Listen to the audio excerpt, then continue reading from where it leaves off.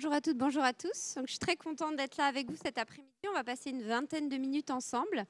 Donc, je suis Émilie Maillère, je m'occupe de l'insight chez IRI. Donc, IRI, pour ceux qui ne connaissent pas, c'est un institut d'études spécialisé dans la grande consommation. C'est-à-dire, globalement, toutes les enseignes de grande distribution de France sont connectées chez nous et on collecte toutes les données qui passent en caisse dans les hyper supermarchés, les drives, magasins de proximité et magasins de discount.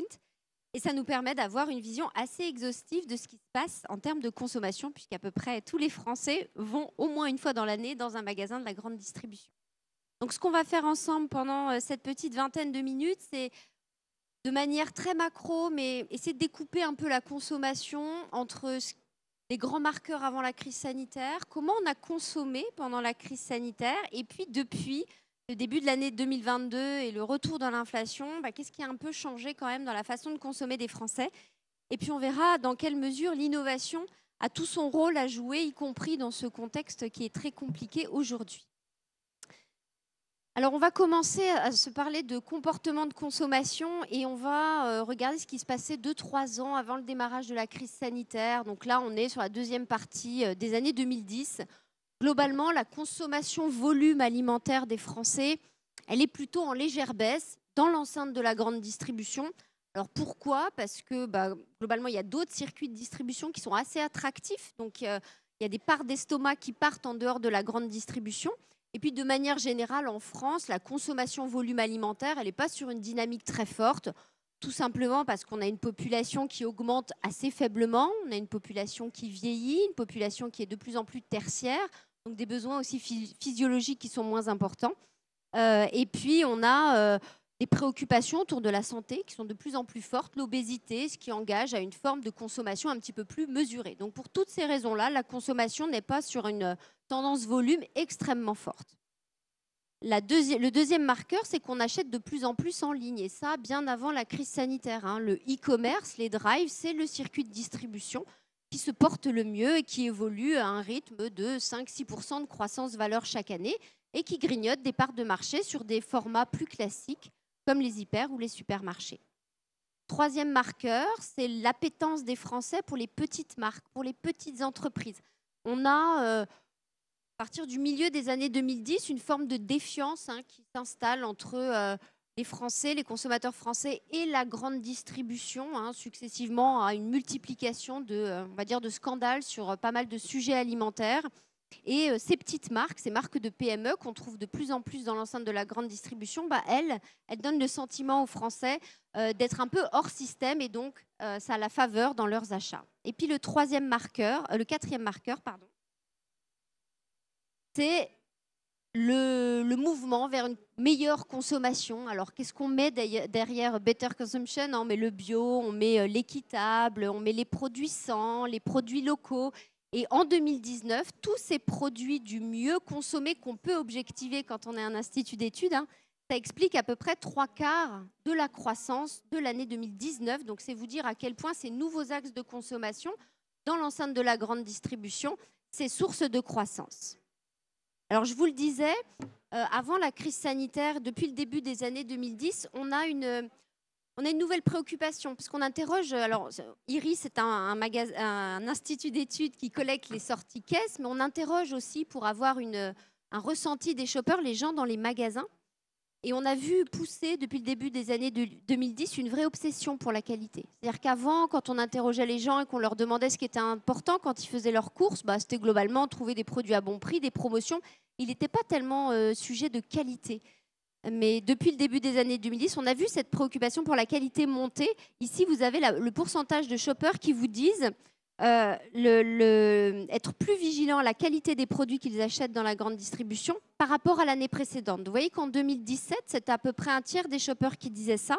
En 2019, c'est 6 sur 10 qui nous disent oui, je suis plus attentif à la qualité des produits que j'achète. Donc on a une vraie volonté de contrôler la qualité des produits que l'on achète, et c'est aussi tout le succès ces années-là des applications qui aident à décrypter le contenu des produits alimentaires.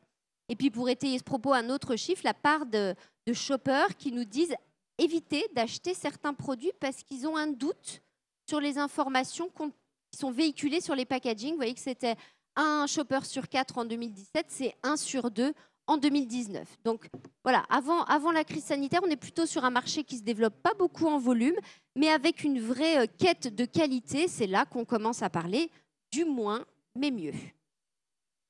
Et puis arrive la crise sanitaire. En 2020, on est vraiment dans le dur de la crise sanitaire. Les Français dépensent moins de manière générale et notamment sur les produits non alimentaires. On dépense 30 milliards de moins dans tout ce qui va être produits non alimentaires parce qu'on est quelque part enfermé chez nous, donc on ne peut plus se déplacer, on n'a plus accès aux loisirs, donc on dépense moins. Et vous avez en dessous, dans le carré orange, la baisse des dépenses alimentaires. Vous voyez qu'elle est assez faible parce que quand même la restauration a été fermée une grosse partie de l'année 2020. Consommer dans les restaurants, c'est plus cher que dans les magasins. Et pour autant, les dépenses alimentaires, elles diminuent assez peu, seulement 2 milliards de moins. Et les Français, finalement, se recentrent vraiment sur l'alimentation. Seul truc qu'ils peuvent acheter quasiment, c'est ça. Et donc, globalement, ils dépensent beaucoup plus dans les grandes surfaces alimentaires et dans les autres réseaux, les enseignes spécialisées du frais, du bio, du surgelé et les commerces traditionnels. Donc là, on a une dépense alimentaire et des volumes qui explose par rapport à ce qu'on connaissait avant, juste parce qu'il y a un report de consommation de la restauration vers les commerces alimentaires. Et en 2020, on a vraiment 3 grandes caractéristiques de la consommation alimentaire des Français. Les Français cherchent des achats qui sont en proximité de chez eux. Ils cherchent à se protéger parce que c'est la pleine année du virus, du démarrage de la crise Covid. Et cet investissement dans l'alimentation, elle se traduit par une montée en gamme. Et c'est les 3 chiffres que vous avez là. Pour illustrer ce propos, on achète plus près de chez nous, parce que je ne sais pas si vous vous souvenez, mais au moment du confinement, on ne pouvait pas partir plus loin d'1 kilomètre. Alors pour faire ses courses alimentaires, on avait le droit, mais beaucoup de Français l'ont ou pas compris ou pas osé le faire, mais on a beaucoup plus acheté en proximité. Et donc ça, les commerces traditionnels de bouche, cette année-là, en 2020, ont connu une très forte croissance, de même que les enseignes de la proximité, de la grande distribution. Et ça, c'est intéressant parce que c'est quelque chose qui reste. On vit tous un petit peu plus chez nous. Et aujourd'hui, bien qu'on soit en crise de pouvoir d'achat et que le réseau proximité, ce n'est pas forcément le plus économique, il continue plutôt à bien se porter. Le deuxième facteur, c'est l'explosion du e-commerce. Donc le e-commerce, les drives allaient déjà très bien avant, mais alors là, on n'est plus sur du 5-6% de croissance, on est sur un envol de plus de 40% du chiffre d'affaires du e-commerce. Et puis le dernier marqueur, c'est ce qu'on appelle la premiumisation. C'est un indicateur qu'on suit qui nous permet de voir la montée en gamme des consommateurs.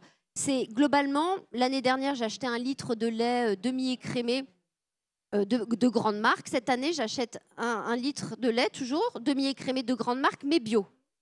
Ça, ce n'est pas de l'inflation parce que ce n'est pas le même produit, mais je suis montée en gamme parce que j'ai acheté des produits bio. Et en 2020, on note une vraie montée en gamme des Français parce qu'ils achètent des produits plus chers, parce que globalement, ils dépensent moins sur d'autres types de dépenses.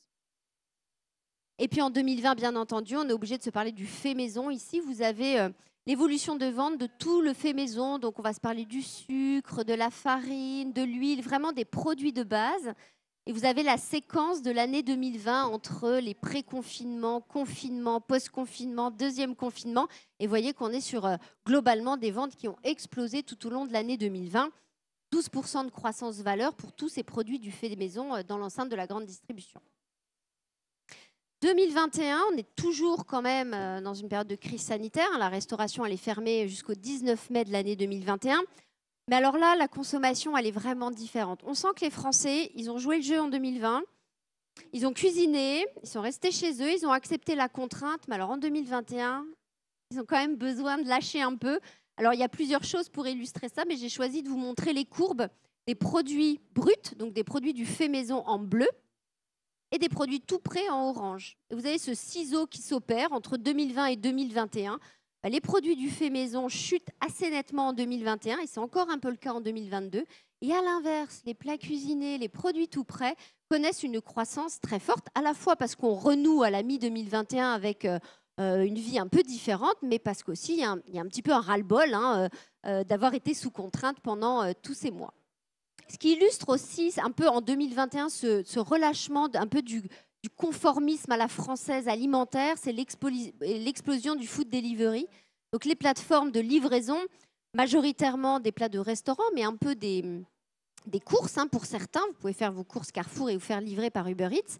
Ici, ce sont des milliards, et vous avez les milliards de ces agrégateurs, Uber Eats, Deliveroo, Just Eat, etc. Vous voyez que c'était moins de 2 milliards en 2017. En 2021, on monte à 9 milliards. C'est-à-dire qu'en 2021, le food delivery, ça pèse autant que le drive des grandes surfaces alimentaires. Donc on sent des Français voilà, qui ont envie de se simplifier un peu la vie et de faire appel à ce type de service. Et puis 2022. Arrive 2022, encore une nouvelle séquence. Donc, c'est peu dire qu'on a des perturbations quand même très fortes ces dernières années. On a une combinaison inédite de 4 crises qui viennent se choquer. Crise écologique, crise sanitaire, crise géopolitique et crise inflationniste. Et donc, tout ça, forcément, ça a un impact très fort. Et je dirais tout d'abord, c'est un impact fort sur le moral des Français. Ici, vous avez l'indice de confiance de l'INSEE sur un historique assez long. Et vous voyez que sur les 7 derniers mois de l'année, le moral des Français, il chute. Et il atteint un niveau historiquement bas qui est celui qu'on avait en 2008 au moment de la crise financière. Donc les Français n'ont pas tellement le moral de par ces multiplications de difficultés. Et parmi ces difficultés, une qui est ancrée dans le quotidien des Français, c'est cette poussée de l'inflation. Donc là, vous avez le niveau d'inflation sur les produits de grande conso. La grande conso, on sort de 10 ans de déflation quand même. Hein. En 6 mois, vous voyez que l'inflation, elle a grimpé. On est à 9 au mois de septembre. On sera à 10 là quand on aura les chiffres d'octobre. On a rattrapé en 6 mois 10 ans de guerre de prix qui ont été gommés. 9%, c'est gros quand même en termes d'inflation à encaisser pour un consommateur. Et la plupart ne peuvent pas absorber telle quelle cette augmentation du caddie. Donc globalement, les Français, ils ont 2 options pour amortir et ne pas quelque part prendre cette augmentation de 9%. Soit ils achètent un peu moins, c'est-à-dire qu'ils retirent des produits de leur caddie, soit ils vont descendre en qualité, c'est-à-dire qu'ils vont acheter des produits un petit peu moins chers. Ce que je vous propose de regarder, c'est justement ce qu'ils font sur ces deux possibilités pour contrôler quelque part le niveau de l'inflation et amortir son effet sur leurs dépenses. Ce qui est clair aujourd'hui, c'est que les produits qui sont dépriorisés dans les paniers des Français, ce sont les produits frais. Les fruits et légumes, la viande, le poisson, les produits laitiers, le fromage. Tout ce qui est produits frais traditionnels dans un hypermarché, l'espace un peu marché de l'hypermarché, vous voyez qu'on est sur des baisses de chiffre d'affaires qui sont assez fortes, sachant que ce secteur subit une inflation très importante. Donc quand on a un chiffre d'affaires qui baisse avec une inflation à 2 chiffres, vous imaginez derrière comment sont orientés les volumes de ces catégories de produits. Donc ça, c'est la première ligne, je dirais, c'est souvent comme ça, on arbitre sur ce type de produit-là. Ensuite, les Français, ça ne suffit pas en fait, parce que l'alimentation, c'est une dépense qui peut être un peu réduite en quantité, mais à un moment donné, il faut manger. Donc on peut pas, pour absorber plus 9 en prix, on ne peut pas faire moins 9 en volume, ça c'est difficilement possible. Donc il faut jouer sur autre chose, et donc c'est ce qu'on appelle la descente en gamme. C'est-à-dire pour continuer à acheter de l'huile de tournesol, des pâtes, du riz, là où avant j'achetais de la marque nationale, par exemple, je vais acheter des produits moins chers et donc du premier prix.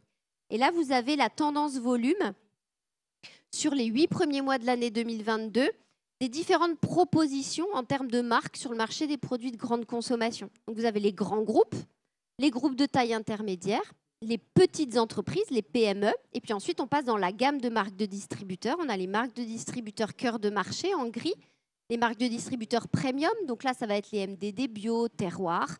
Et puis vous voyez la dernière pile, ce sont les premiers prix, les offres économiques. Et là, c'est le seul type de produit qui aujourd'hui se développe en volume, ce sont les offres économiques. Alors, il faut garder une certaine mesure, ce n'est pas tous les Français qui achètent des produits premier prix, parce que les premiers prix, c'est à peu près 3-4% de la consommation volume, donc c'est assez faible, mais ça nous montre que les Français les plus modestes, les plus contraints, ceux qui ne peuvent pas encaisser cette inflation, ils sont obligés de descendre en gamme et de se tourner vers ces produits. On a une autre façon, un autre impact de l'inflation, c'est qu'on voit tous les axes du mieux consommé qui se portent pas très bien. Soit les produits bio, les produits locaux ou les produits équitables, tous ces produits-là qui sont dans l'axe du mieux manger, aujourd'hui, globalement, ils sont en retrait de manière assez nette parce qu'ils coûtent tous plus cher qu'un produit, on va dire, classique, entre, on va dire, 20 et 50% selon les labels, plus cher qu'un produit classique. Donc forcément, je veux continuer à acheter des yaourts, mais avant j'achetais peut-être des yaourts bio, là je vais revenir à des yaourts conventionnels. Donc, contexte compliqué que je viens de vous dépeindre là. Pour autant, il y a des vraies opportunités dans ce contexte-là et c'est là-dessus que je voulais terminer. Alors, c'est sûr que quand on se pose froidement sur ce que je viens de vous dépeindre, on se dit que le contexte, il n'est pas très favorable à l'innovation. Globalement, il y a des grosses pressions sur les marges et l'innovation, c'est toujours un investissement. Et puis, on voit aujourd'hui que dans l'enceinte de la grande distribution, on a plutôt tendance à réduire l'offre en magasin parce qu'il y a des vertus économiques assez claires à gérer des assortiments plus courts. De moins en moins de références dans les rayons, une pression sur les marges, ça n'engage pas à se tourner vers l'innovation, ça engage plutôt à se resserrer sur le core business. Pour autant, l'innovation, quand elle est bien faite, quand elle correspond à un besoin, c'est des ventes additionnelles, c'est de la différenciation et de la préférence pour les marques, mais aussi pour les enseignes de la grande distribution. Et puis, d'un point de vue client, quand on interroge les gens dans les magasins, on se rend compte que l'innovation, c'est vraiment très intéressant pour les catégories et pour les marques. Ici, vous avez 3 indicateurs shoppers assez structurants sur l'innovation. Globalement, on a 28% des shoppers qui nous disent, alors les shoppers, on dit shopper et pas consommateur parce que celui qui fait les courses, c'est pas forcément celui qui consomme, mais c'est celui qui fait ses courses. Donc, on l'a laissé faire son acte d'achat, il a mis une innovation. Nous, on sait que c'est une innovation dans son panier. Et on a quasiment 1 sur 3 qui nous dit je n'aurais pas acheté cette catégorie de produits si je n'avais pas acheté cette innovation. Donc l'innovation, elle va générer de l'impulsion sur la catégorie. Elle va aussi générer de l'impulsion sur la marque. Il y a des gens qui nous disent je n'aurais pas acheté cette marque-là si je n'avais pas acheté cette innovation. Donc l'innovation, elle a de nombreuses vertus pour les marchés. Et puis, ça c'est une étude qu'ont fait nos collègues au UK. Ils ont repéré 40 marques de la grande consommation qui avaient des belles performances dans ce contexte d'inflation difficile. Et ils ont cherché à voir ce qui caractérisait ces marques-là. Et globalement, ce qui caractérise ces marques, c'est que malgré le contexte d'inflation qui inciterait à resserrer un petit peu sur le levier innovation, c'est des marques qui ont innové, qui ont réussi à innover et à détecter à travers toutes les évolutions que je vous ai décrites avant de changement de consommation, des créneaux intéressants et ont lancé des produits sur ces créneaux-là. Et ça participe de leur performance étant donné le contexte. Alors, qu'est-ce qu'ils attendent, les Français, en termes d'innovation? Donc, on leur a posé la question, on leur a dit, sur quel type de produit, dans un magasin de grande distribution, vous aimeriez trouver davantage d'offres? Alors, la première réponse, c'est des produits plus naturels. Des produits sans, par exemple, sans conservateurs, sans nitrites, etc. Donc là, on sent une préoccupation assez claire de santé par rapport à ce que je vous disais tout à l'heure, de qualité. On a des consommateurs qui sont de plus en plus avertis aussi par rapport à ces sujets-là, qui ont des outils de décryptage de la composition des produits. Donc ça, c'est la première attente. Plus de produits locaux qui arrivent au même niveau que les produits plus naturels. La provenance, c'est un critère très important et c'est une attente qui ne date pas de la crise sanitaire. Déjà, ça fait quelques années que les Français sont en attente de produits locaux, mais on va dire que ça a été un peu renforcé par la crise sanitaire. Des produits made in France qui n'arrivent pas très loin derrière l'offre locale. 4e attente quand même, des produits qui soient abordables. Bon, c'est là où on voit que le cercle il commence à devenir un peu carré, mais bon. Des produits plus écologiques. Alors c'est marrant parce que les shoppers, dans l'aspect écologique du produit, c'est avant tout le packaging. Alors qu'on sait que ça peut être qu'un tout petit bout de l'histoire, mais enfin dans leur esprit, le packaging est important. Des produits plaisir, parce que quand même, on mange en France avant tout pour se faire plaisir. La santé n'est pas loin derrière, mais le plaisir reste en tête. Des produits qui soient meilleurs pour la santé, de manière générale. Et puis, des nouveaux parfums, des nouveaux goûts, bien évidemment. Donc là, vous avez toutes les attentes en fait, des Français en termes d'innovation. Alors, si on résume ça, on se dit qu'on a des opportunités sur le fait qu'on passe plus de temps chez nous, quand même cette préoccupation budgétaire qui est quand même la 4e attente, des produits abordables, et puis on connaît le contexte dans lequel on est, il y a une préoccupation pour l'environnement et pour la santé. Alors qu'est-ce qu'on pourrait faire là-dessus? Le fait qu'on passe plus de temps chez nous, et à la fois qu'il y ait cette préoccupation financière, ça c'est une opportunité, je dirais, croisée, de lancer certains produits. Parce que comme on consomme plus chez nous, on peut aussi consommer moins cher, des choses qu'on consommait avant à l'extérieur. Je vais vous donner un exemple tout simple. Je me suis prêtée à l'exercice de calculer ce que coûte un spritz quand on le fait chez soi. Un spritz, quand on le fait chez soi, alors il y a plein de recettes, hein, ça j'ai eu l'occasion de m'en rendre compte sur le spritz, la proportion de prosecco, d'apérol et d'eau gazeuse. Bon, j'ai pris un parti, voilà, j'arrive à 1,30 €. Alors qu'en moyenne, on va dire dans un bar, c'est entre 8 et 13 €, voilà, 10 €. Je passe plus de temps chez moi, il y a un sujet de pouvoir d'achat, finalement, je peux continuer à consommer ce produit-là, mais en le faisant moi-même à la maison et en le payant moins cher. Bien entendu, beaucoup de choses à faire sur l'impact environnemental des produits. Il y a le packaging, mais on sait qu'il n'y a pas que le packaging. Sur la santé, on a vu des attentes sur des produits plus sains, sur des produits plus naturels, donc des listes d'ingrédients allégés. Donc ça, c'est aussi un axe très fort d'innovation. La taille des packs, ça peut correspondre au sujet pouvoir d'achat. Avoir des packs plus petits, ça permet d'amortir un coup de panier quand on gère son budget à la semaine. Mais ça peut aussi avoir un impact sur le gaspillage, hein. On jette chacun 29 kilos par an, par personne de produits alimentaires. Donc peut-être qu'il y a quelque chose à imaginer sur la taille des packs en termes d'innovation. Et je voulais terminer en vous montrant, je vous ai dit tout à l'heure que les Français renonçaient un peu, probablement malgré eux, aux produits bio équitables parce que la situation est difficile. Je voulais vous montrer que aujourd'hui, quand les Français ont le choix entre différents types de produits où il n'y a pas de différence de prix, ils vont naturellement vers les choses les mieux disantes. Ici, c'est une étude sur le Nutri-Score. Donc, on est sur une trentaine de catégories de produits. C'est très important. Un consommateur, sur toutes ces catégories, il peut acheter des produits A, B, C, D ou E. D'accord? Donc, on n'est pas sur les Roquefort, on n'a que du E, ou sur les salades en sachet, on n'a que du A. On est vraiment sur des catégories comme les plats cuisinés, où on peut acheter les 5 lettres. Et globalement, on a regardé le prix des différentes lettres. Il n'y a pas de discrimination. Le A n'est pas plus cher que le E. Et donc, vous voyez que aujourd'hui, ce sont bien les produits A et B qui progressent. Ça veut dire que ce renoncement qu'on voit quand on parle de la chute des produits biologiques, ce n'est pas un renoncement au bien manger, c'est juste un renoncement parce que c'est plus cher. En revanche, quand mieux consommer est aussi accessible que moins bien consommer, alors naturellement, on va vers le mieux consommer.